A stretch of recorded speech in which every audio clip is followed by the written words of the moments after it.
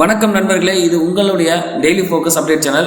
Subscribe பண்ணாதவங்க subscribe பண்ணிட்டு video continue பண்ணுங்க. இந்த செய்தியை கேட்கும் போதும் படிக்கும் போதும் அப்படியே ஆத்திரமா வருதுங்க. சென்னையில் ஒரே குடும்பத்தை சேர்ந்த 3 பேரை கொலை செஞ்சுருக்காங்க.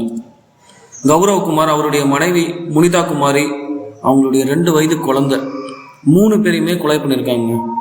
யாருன்னா அதே மாநிலம் பீகாரை சேர்ந்த அவருடைய நண்பர்களால். கேட்கறதுக்கே கொடூரமாக இருக்குங்க. தன்னுடைய வாழ்க்கையை சுதந்திரமாக வாழ முடியாமல் பல பேர் இருக்காங்க. அதில் ஒருத்தர் தான் இந்த கௌரவகுமார். பீகார் மாநிலத்தை சேர்ந்த இவர் சென்னை ஸ்ரீபெரும்புத்தூரில் செக்யூரிட்டி வேலையில் இருந்தவர். சடனாக அவருடைய வேலை போனதுனால வேறு வழி இல்லாமல் திரும்பவும் தன்னுடைய சொந்த மாநிலமான பீகாருக்கு போயிடுறாரு.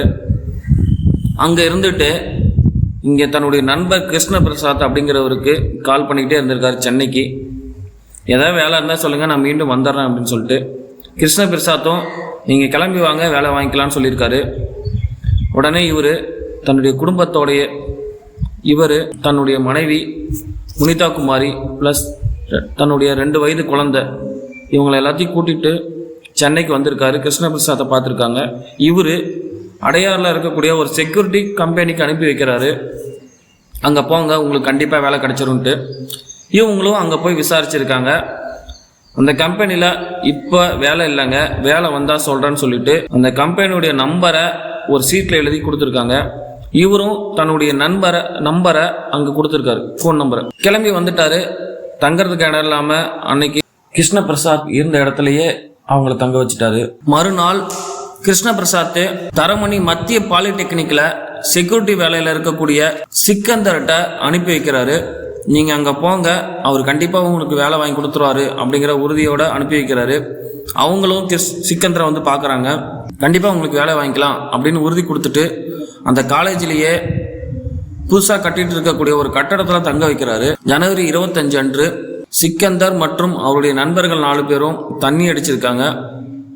தண்ணி அடிச்சுட்டு போதையில் கௌரவகுமாரனுடைய மனைவி குமாரி அவங்கக்கிட்ட தப்பாக நடந்துக்க முயற்சி பண்ணுறாங்க. அதை பார்த்த கௌரவகுமார் தடுத்திருக்காரு. அதுக்கு அவங்க எல்லாரும் சேர்ந்து அவரை இரும்பு கம்பியால் அடிச்சே கொண்டிருக்கானுங்க. இவங்களையும் அடிச்சிருக்காங்க, குமாரியும். அந்த 2 வயசு பிஞ்சு குழந்தையும் கம்பியிலே அடிச்சு கொண்டிருக்கானுங்க பரதேஷ் நாய்ங்க. எப்படி மனசு வந்துச்சுன்னே தெரியல.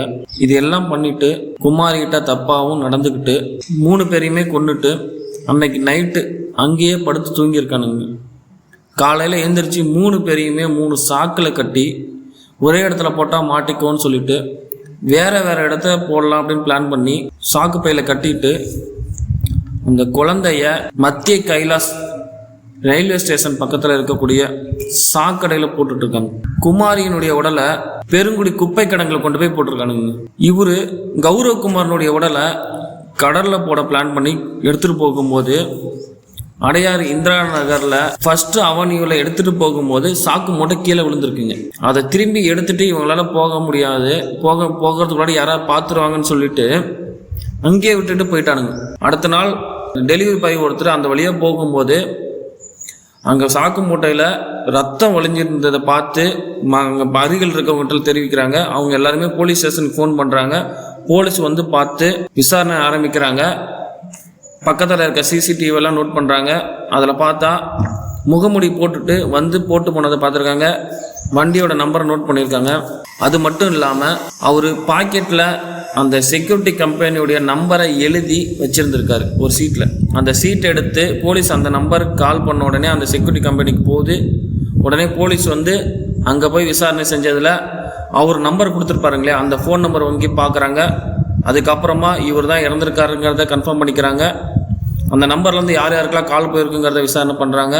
அதில் கிருஷ்ண பிரசாத்தை போய் விசாரிக்கிறாங்க. நான் இந்த மாதிரி என்னுடைய நண்பர்கிட்ட அனுப்பி வச்சேன் அப்படிங்கிறத சொல்கிறோன்னு சிக்கந்தர்கிட்ட வந்து விசாரணை ஆரம்பிக்கும் போது சிக்கந்தர் தன்னுடைய பதிலை மாற்றி பேசியிருக்காரு. ஸோ போலீஸ் டவுட் வந்து விசாரணை தீவிரப்படுத்தினதில் இவர் நடந்த எல்லா உண்மையும் சொல்லியிருக்காரு. இவனுங்கெல்லாம் மனுஷனுக்கு தானா அப்படிங்கிறது தெரியல. இவனுங்களுக்கு கண்டிப்பாக போலீஸ் நல்ல பாடம் புகட்டும், சரியான தண்டனை கிடைக்கணும். நன்றி.